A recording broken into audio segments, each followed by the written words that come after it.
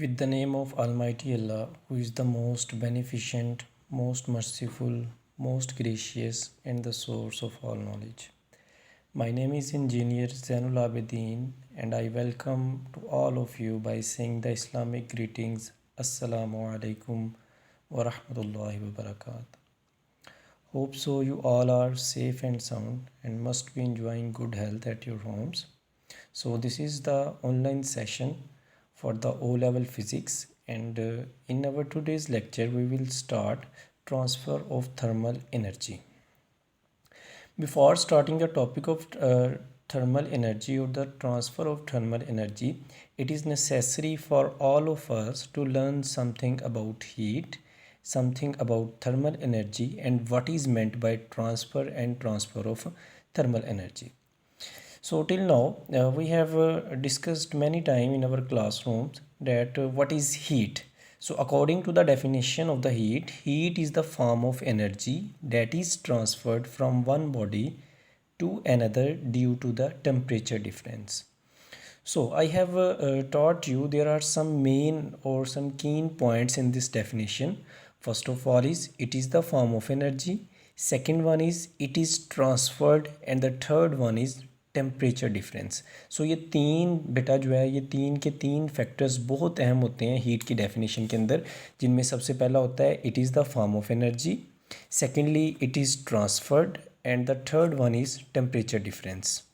Clear. So जब भी आपने हीट को डिफ़ाइन करना है, किसी भी चीज़ में हीट का जायज़ा लेना है, उसका मुआजना करना है, उसको ऑब्ज़र्व करना है, then it is necessary for you to fulfil these three conditions. There must be two bodies and there must be the temperature difference.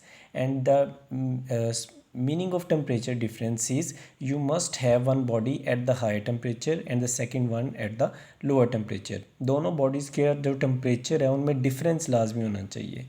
अगर आपके पास दोनों same temperature में है, like you have one block that is at a temperature of 25 degrees Celsius and the other one is at the same temperature, then there will be no heat transfer between these blocks. So अगर आपके पास heat चाहिए, heat transfer चाहिए, तो उसके लिए आपके पास heat energy चाहिए आपको, तो उसके लिए टेम्परेचर डिफरेंस का होना बहुत ज़्यादा ज़रूरी होता है. सेकेंडली बेटा, जब भी आप बात करते हैं थर्मल एनर्जी की, सो एनर्जी का तो हमें पता है the ability to do work, किसी भी जिस्म की काम करने की जो सलाहियत होती है उसे हम थर्मल एनर्जी कहते हैं. ठीक है. अब ये जो थर्मल एनर्जी है ये एक्चुअली होती क्या है? It is derived from the Greek word that is known therm. ये एक ग्रीक वर्ड, एक यूनानी लफ्ज़ से माखूज़ है जिसका मतलब होता है therm, and therm stands for heat और something related to the heat. या इसका मतलब हीट होता है या हीट से मुतलका हो सकता है. So thermal energy is actually the heat energy. तो जब भी whenever you are dealing with the thermal energy, whether it is in physics and whether it is in chemistry, then you must be sure about one thing that you are dealing with the heat energy. कि जब भी thermal energy की बात आ रही है तो लाजमी तौर पर उसके अंदर किसी ना किसी तरीके से आपके पास हीट एनर्जी जो है वो इन्वॉल्व हो जाती है. सो अब बेटा, this is actually an introductory lecture related to transfer of thermal energy. So अभी तक हमने हीट को देखा और थर्मल एनर्जी को देखा कि थर्मल एनर्जी एक्चुअली हमारे पास जो है वो हीट एनर्जी होती है. अब एनर्जी हमारे पास डिफरेंट फॉर्म्स के अंदर होती है, उसमें स्पेसिफिकली हम लोगों ने इस पूरे चैप्टर के अंदर जो है वो डिस्कस करना है कि आप हीट एनर्जी को किस तरीके से एक जगह से दूसरी जगह ट्रांसफ़र कर सकते हैं. सो बेटा, हीट ट्रांसफ़र करने का मतलब होता है कि आपने उसको एक जगह से दूसरी जगह पर लेके जाना है. You need to replace the energy from one place to another place, and there are the three basic modes of transfer for the heat energy. First one is the conduction, second one is the convection, and third one is the radiation. सो ये तीन आपके पास modes होते हैं. इसके अलावा और कोई तरीका नहीं होता आपके पास थर्मल एनर्जी को, हीट एनर्जी को ट्रांसफ़र करने का. There are these three modes: conduction, convection and radiation. Later on in this chapter we will discuss what is conduction, what is convection, what is radiation, and what are their impacts, how these are very useful for us, and how we can justify the difference between conduction, convection and radiation. For today, it is very necessary for the transformation of anything. We need two different types of mediums, or you can say two different sources. First one will be the medium. Material medium and second one is the without medium. आपके पास जब भी किसी भी चीज़, हमारे पास दो चीज़ें exist करती हैं, या तो हमारे पास किसी चीज़ के लिए कोई मटीरियल की फॉर्म के अंदर एग्जिस्ट करता है, like anything like brick is a material, और इसके अलावा स्पेस जो है on the outer side of our earth, हमारी ज़मीन से बाहर जैसे जैसे जाते हैं हमारे पास स्पेस आ जाता है, there is nothing in the space, वहाँ पे कोई हवा, कोई फोर्स, कोई ग्रेविटी कुछ भी एग्जिस्ट नहीं करती। सो वहाँ से भी चीज़ें ट्रांसफ़र होती हैं, और यहाँ से हमारे pass on the surface of earth, जहाँ पे हमारे पास हवा भी है, पानी भी है, ठीक है, सॉलिड्स भी हमारे पास मौजूद हैं, यहाँ से भी चीज़ों की ट्रांसफॉर्मेशन होती है। सो किसी भी चीज़ में एक जगह से दूसरी जगह ट्रांसफॉर्मेशन अगर आपने करनी है तो उसके लिए दो बुनियादी तौर पे होती हैं, या तो उसके अंदर मटेरियल मीडियम एग्जिस्ट कर रहा होता है, या फिर उसके अंदर मटेरियल मीडियम एग्जिस्ट नहीं कर रहा होता।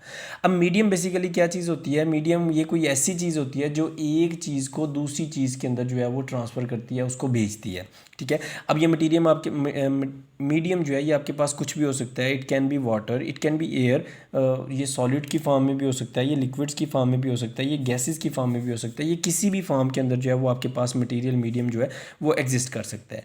और विदाउट मीडियम जो है इसकी कॉमन जो सबसे कॉमन एग्जांपल है वो ये चलती है कि हमारा ज़मीन का सूरज से बिलियंस किलोमीटर्स जो है वो फासला डिस्टेंस है हमारा, लेकिन फिर भी on the daily basis we got heat energy and light energy from the sun. हम सूरज से हीट एनर्जी भी गेन करते हैं, लाइट एनर्जी भी गेन करते हैं, और हमें भी पता है कि स्पेस के अंदर किसी किस्म की कोई एयर, कोई गैस वगैरह मौजूद नहीं है जो कि एक्ट करे एज ए मीडियम। तो हमारे पास दो पॉसिबिलिटीज़ होती हैं, या मीडियम डिपेंडेंट होती हैं या फिर इंडिपेंडेंट ऑफ मीडियम होती हैं। सो हमारे पास ये जो दो प्रोसेसेस होते हैं, कंडक्शन का और कन्वेक्शन का, ये दोनों के दोनों प्रोसेसेस जो हैं बेटा ये मीडियम डिपेंडेंट होते हैं।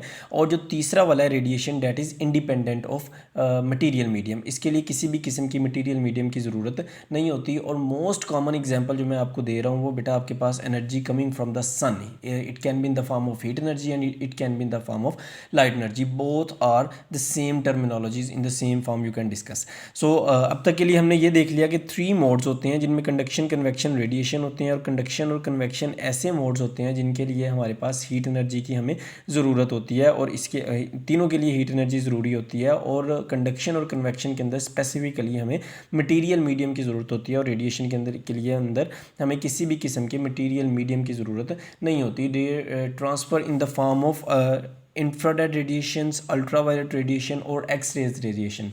Your book actually discussed that the heat energy from the sun comes to earth just because of infrared radiations. हमारे पास ये सिर्फ infrared radiations नहीं होती, इसके अलावा और ये इनका पूरा एक स्पेक्ट्रम एग्जिस्ट कर रहा होता है, जिनमें विजिबल लाइट आ जाती है, इंफ्रारेड आ जाती हैं, अल्ट्रावायलेट आ जाती हैं, एक्स-रेज आ जाती हैं, गैमा रेज आ जाती हैं। So all these are the different rays that are independent of medium for their transformation. इनको किसी भी किस्म के मीडियम की ज़रूरत नहीं होती है।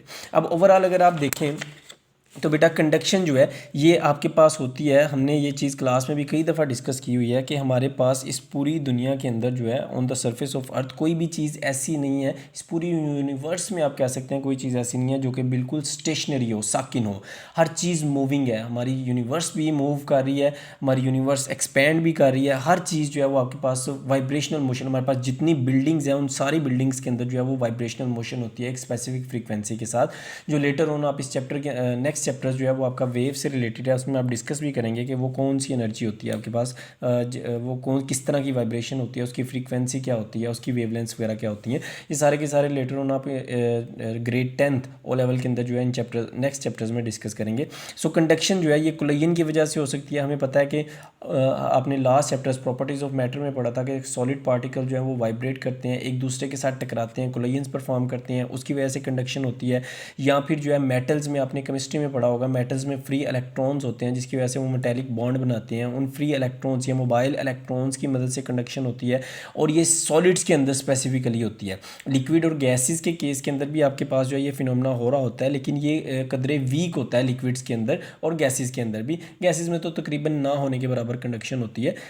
मोस्टली ये जो फिनोमेना कंडक्शन का ऑब्जर्व किया जा सकता है रीजनेबली, वो आपके पास बेटा सॉलिड्स के अंदर होता है। और याद रखना बेटा सारे के सारे सॉलिड्स जो हैं वो कंडक्शन परफॉर्म नहीं करते. Like you can say iron is a good conductor, iron can conduct heat, but wood is an insulator. Later on we will discuss what is the difference between conductor and insulators.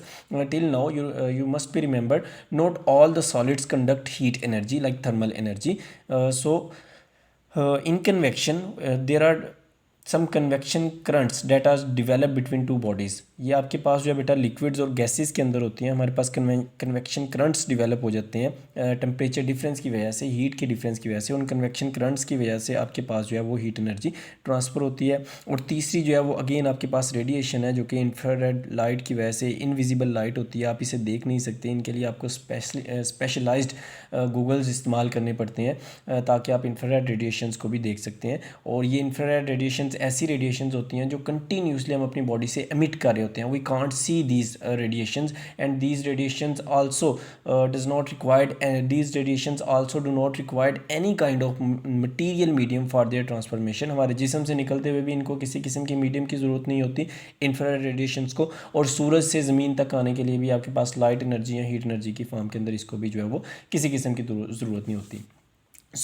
आज के lecture में हमने यही सीखा है कि आपके पास जो थर्मल एनर्जी होती है वो एक्चुअली हीट एनर्जी होती है, और उसको 3 तरीक़ों से ट्रांसफ़र किया जा सकता है, जो कि कंडक्शन, कन्वेक्शन और रेडिएशन की फॉर्म के अंदर होती हैं. क्लियर? होप सो स्टूडेंट्स आपने इसको अच्छे से समझा.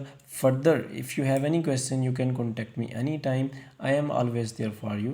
Thank you very much. Stay blessed.